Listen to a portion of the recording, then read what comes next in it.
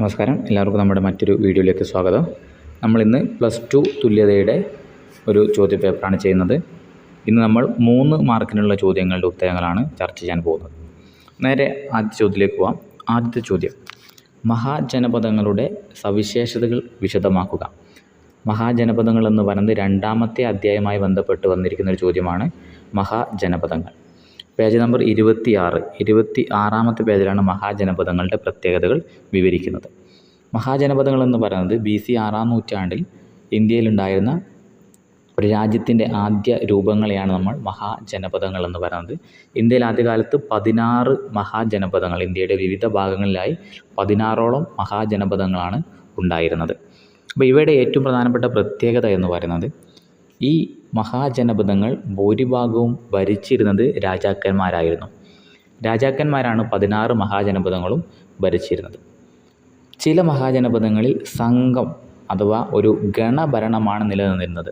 ഒരു ഗോത്രത്തിൻ്റെ തലവൻ എന്ന് പറയുന്നത് പോലെ ഒരു സംഘഭരണം നിലനിന്നിരുന്ന മഹാജനപദങ്ങളും ഇന്ത്യയിലുണ്ടായിരുന്നു.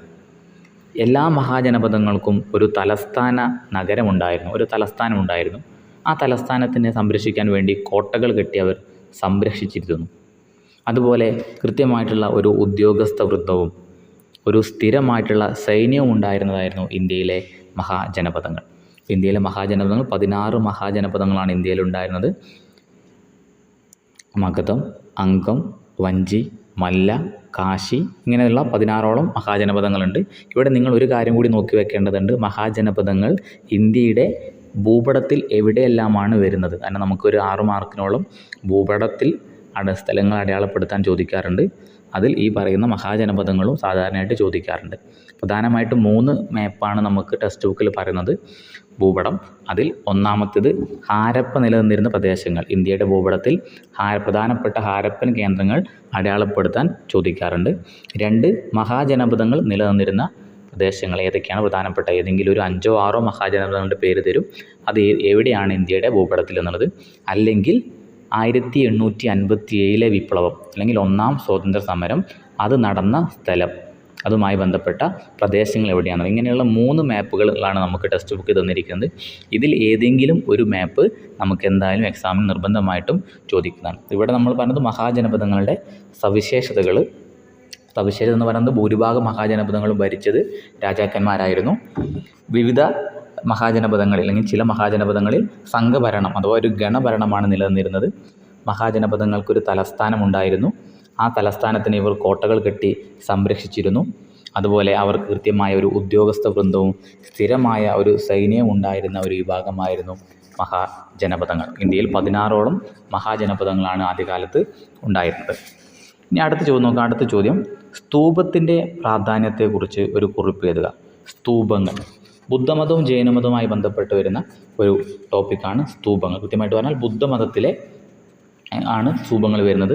സ്തൂപങ്ങൾ എന്ന് പറഞ്ഞാൽ ശ്രീബുദ്ധൻ അഥവാ ഗൗതമ ബുദ്ധൻ, ബുദ്ധമതം സ്ഥാപിച്ച ആളാണ് ഗൗതമ ബുദ്ധൻ. അദ്ദേഹത്തിൻ്റെ ശരീരഭാഗങ്ങളോ അദ്ദേഹത്തിൻ്റെ ഉപയോഗിച്ച വസ്തുക്കളോ അടക്കം ചെയ്ത് അതിന് മുകളിൽ പണിതുയർത്തിയ നിർമ്മിതികളെ അല്ലെങ്കിൽ നിർമ്മാണങ്ങളെയാണ് പൊതുവെ സ്തൂപങ്ങൾ എന്ന് വിളിക്കുന്നത്.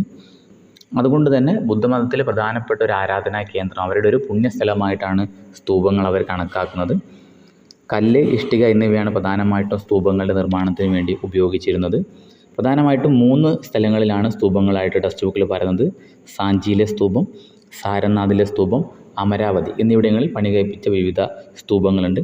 അതിൽ സാഞ്ചിയിലെ സ്തൂപമാണ് നമ്മൾ ഉപയോഗിക്കുന്ന 200 രൂപയുടെ നോട്ടിൽ നമുക്ക് കാണാൻ പറ്റുന്നത്. ഈ പറയുന്ന സാഞ്ചിയുടെ സ്തൂപമാണ് നമുക്ക് കാണാൻ പറ്റുന്നത്.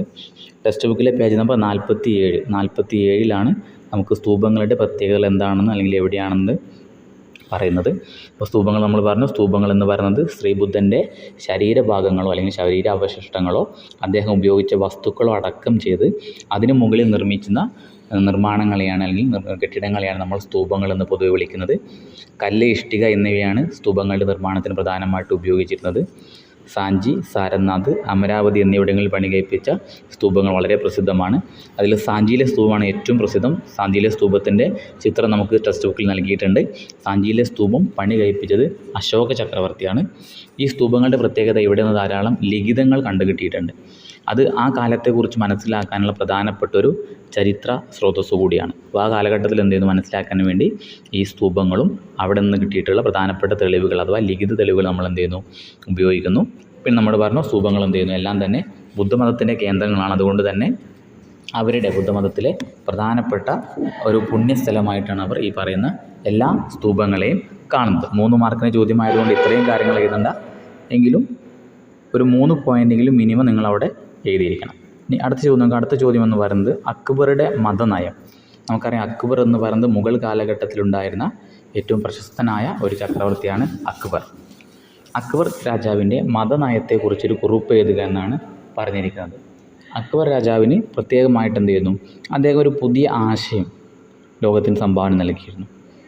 മുഗൾ ചക്രവർത്തിമാരിൽ ഏറ്റവും ശക്തനായ അല്ലെങ്കിൽ ഏറ്റവും പ്രസിദ്ധനായിരുന്ന ഒരു ചക്രവർത്തി കൂടിയായിരുന്നു അക്ബർ. അക്ബറിന് വലിയൊരു സാമ്രാജ്യമായതുകൊണ്ട് തന്നെ ആ സാമ്രാജ്യത്തിലെ എല്ലാ ജനങ്ങളും ഒന്നായി നിൽക്കാൻ വേണ്ടി അഥവാ ജനങ്ങളുടെ ഇടയിൽ സമാധാനം നിലനിർത്താൻ വേണ്ടി എല്ലാ മതങ്ങളെയും ഒരുമിപ്പിച്ച് എല്ലാ മതത്തിലെയും നല്ല ആശയങ്ങളെ മാത്രം എന്ത് ചെയ്യുന്നു, എടുത്തിട്ട് ഒരു പുതിയ ദർശനമാക്കി മാറ്റാൻ വേണ്ടിയിട്ട് എന്ത് ചെയ്യുന്നു, അദ്ദേഹം പണ്ഡിതന്മാരുമായി നിരന്തരം ചർച്ചകൾ നടത്താറുണ്ടായിരുന്നു. അങ്ങനെ ചർച്ചകൾ നടത്താൻ വേണ്ടി അദ്ദേഹം നിർമ്മിച്ച കെട്ടിടത്തിനെ പറയുന്ന പേരാണ് ഇബാദത്ത് ഖാന. ഇബാദത്ത് ഖാന എന്നാണ് അദ്ദേഹം ഈ വിവിധ മത പണ്ഡിതന്മാരെ ഉപയോഗപ്പെടുത്തി നടത്തിയിട്ടുള്ള ചർച്ചകൾ നടത്തിയ കെട്ടിടം. അവിടെ നടന്ന ചർച്ചകളുടെ ഭാഗമായിട്ട് എന്ത് ചെയ്യുന്നു, എല്ലാ മതങ്ങളുടെയും നല്ല ആശയങ്ങൾ മാത്രം എടുത്തുകൊണ്ട് ഒരു പുതിയ ഒരു ആശയം അദ്ദേഹം എന്ത് ചെയ്യുന്നു, ലോകത്തിന് സംഭാവന ചെയ്യുന്നു. സൂര്യനെയും പ്രകാശത്തെയും കേന്ദ്രീകരിച്ചു കൊണ്ടുള്ള ഒരു ആരാധനാക്രമമാണ് അക്ബർ രൂപം നൽകിയത്. അത് ദീൻ ഇലാഹി അഥവാ തൗഹീദ് ഇലാഹി എന്നാണ് അറിയപ്പെട്ടത്. ദീൻ ഇലാഹി അല്ലെങ്കിൽ തൗഹീദ് ഇലാഹി എന്നാണ് ഇത് അറിയപ്പെട്ടത്. മുഗൾ സാമ്രാജ്യത്തിലുണ്ടായിരുന്ന എല്ലാ വിഭാഗം ജനങ്ങളെയും ഒരുമിപ്പിക്കുക എന്നുള്ളത് അല്ലെങ്കിൽ എല്ലാവരെയും എന്തെങ്കിലും സമാധാനത്തോടു കൂടി നിലനിർത്തുക എന്നുള്ളതായിരുന്നു ഈ മതത്തിൻ്റെ അക്ബറിൻ്റെ മതനയത്തിൻ്റെ ഏറ്റവും പ്രധാനപ്പെട്ട ലക്ഷ്യം. ഇത് അക്ബറിൻ്റെ മതനയത്തിനെ കുറിച്ച് നമുക്ക് ടെക്സ്റ്റ് ബുക്കിൽ പറയുന്നത് 111-ാമത്തെ പേജിലാണ്. 111-ാമത്തെ പേജിലാണ് നമുക്ക് അക്ബറിൻ്റെ മതനയം. എക്സാമിന് സ്ഥിരമായിട്ട് ചോദിക്കുന്ന ഒരു കാര്യമാണ് അക്ബറിൻ്റെ മതനയം. അപ്പോൾ അക്ബറിൻ്റെ മാത്രമല്ല മുഗൾ കാലഘട്ടത്തിൽ രാജാക്കന്മാരുടെ പേരുകൾ ഏതെങ്കിലും ഒരു 3 രാജാക്കന്മാരുടെ പേരുകളും അവരുടെ ഒരു 3 തലസ്ഥാനങ്ങളും നിങ്ങൾ പഠിച്ചു വെക്കണം. ഏതെങ്കിലും ഒരു 3 രാജാക്കന്മാരുടെ പേരുകൾ അവരുടെ 3 തലസ്ഥാനങ്ങൾ ഏതെങ്കിലും ഒരു 3 തലസ്ഥാനങ്ങളുടെ പേരുകൾ പഠിച്ചു വെക്കണം. 2 മാർക്കിനൊക്കെ നിരന്തരമായിട്ട് ചോദിക്കുന്ന ഒരു ചോദ്യം കൂടിയാണിത്. അപ്പോൾ അക്ബറിൻ്റെ മതനയമാണ് നമ്മളിവിടെ പറഞ്ഞത്. അടുത്ത ചോദ്യം എന്ന് പറയുന്നത് 1857 വിപ്ലവം. വളരെ പ്രധാനപ്പെട്ട ഒരു ടോപ്പിക്കാണ് 1857 കലാപം. നമുക്കൊരു പാഠം തന്നെ 10ാമത്തെ പാഠം തന്നെ 1857 കലാപം എന്നാണ്. വളരെ നിർബന്ധമായിട്ട് നിങ്ങൾ പഠിച്ചിരിക്കേണ്ട അധ്യായങ്ങളിലൊന്നാണ് 1857 കലാപം അല്ലെങ്കിൽ വിപ്ലവം എന്ന് പറയുന്ന ഈ ഒരു അധ്യായം. നിരന്തരമായിട്ട് എല്ലാ എക്സാമിനും ചോദ്യങ്ങൾ വരുന്ന ഒരു അധ്യായം കൂടിയാണ്. ഇവിടെ നമുക്ക് 3 മാർക്കിനുള്ള ചോദ്യങ്ങൾ ഇവിടെ ഉണ്ട്. 3 മാർക്കിൻ്റെ ചോദ്യങ്ങൾ എന്ന് പറഞ്ഞാൽ 3 നേതാക്കന്മാരുടെ പേരുകൾ എഴുതുക. അപ്പോൾ ഈ കലാപത്തിൽ നിങ്ങൾ പ്രധാനമായിട്ടും പഠിക്കേണ്ട ഒന്ന് കലാപത്തിൻ്റെ കാരണങ്ങൾ, എന്തെല്ലാമാണ് ഈ കലാപം ആരംഭിക്കാനുള്ള കാരണങ്ങൾ. 2 കലാപത്തിന് നേതൃത്വം കൊടുത്ത നേതാക്കന്മാർ, അവർ എവിടെയാണ് നേതൃത്വം കൊടുത്തത്, അതുപോലെ എന്തായിരുന്നു കലാപത്തിൻ്റെ അനന്തരഫലം. ഈ 3 കാര്യങ്ങൾ നിങ്ങൾ നിർബന്ധമായിട്ടും 1857 കലാപവുമായിട്ട് ബന്ധപ്പെട്ട് നിർബന്ധമായിട്ട് നിങ്ങൾ പഠിച്ചിരിക്കണം. ഇവിടെ നമുക്ക് ചോദിച്ചെങ്കിൽ ഏതെങ്കിലും 3 നേതാക്കന്മാരുടെ പേര് എഴുതുക. 3 മാർക്കിനായതുകൊണ്ട് നമുക്ക് വിശദീകരിച്ച് എഴുതേണ്ട ആവശ്യമൊന്നുമില്ല. വെറും 3 നേതാക്കന്മാരുടെ പേര് എഴുതിയാൽ മതി. ആദ്യത്തെ ആൾ ബഹദൂർ ഷാ സഫർ.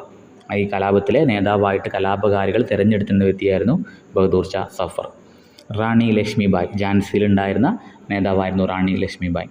അതുപോലെ കാൺപൂരിൽ നാനാ സാഹിബ്, താന്തിയ തോപ്പി, ബീഗം ഹസ്രത്ത് മഹൽ, കുൻവർ സിംഗ്, മൗലവി അഹമ്മദുള്ള, ജനറൽ ഭക്ത് ഖാൻ, ബിർജീസ് ഖാദർ, ഇങ്ങനെയുള്ള നിരവധി നേതാക്കന്മാരെന്തായിരുന്നു 1857 കലാപത്തിലുണ്ടായിരുന്നു.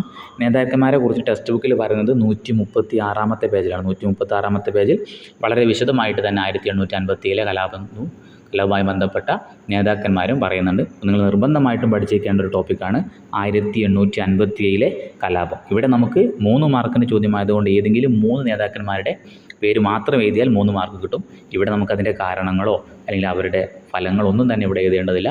വെറും ഏതെങ്കിലും ഒരു 3 നേതാക്കന്മാരുടെ പേരുകൾ മാത്രം എഴുതിയാൽ മതി. അപ്പോൾ ചോദ്യത്തിനനുസരിച്ച് മാത്രം ഉത്തരം എഴുതാൻ വേണ്ടി ശ്രമിക്കുക. ഇത്രയാണ് നമുക്ക് 3 മാർക്കിൻ്റെ ചോദ്യങ്ങൾ. ഇവിടെ നമുക്ക് എന്ത് ചെയ്യുന്നുണ്ട്, 4 ചോദ്യങ്ങൾ തന്നിട്ടുണ്ട്. 4 ചോദ്യത്തിൽ ഏതെങ്കിലും 2 എണ്ണത്തിന് മാത്രം ഉത്തരം നൽകിയാൽ മതിയാകും.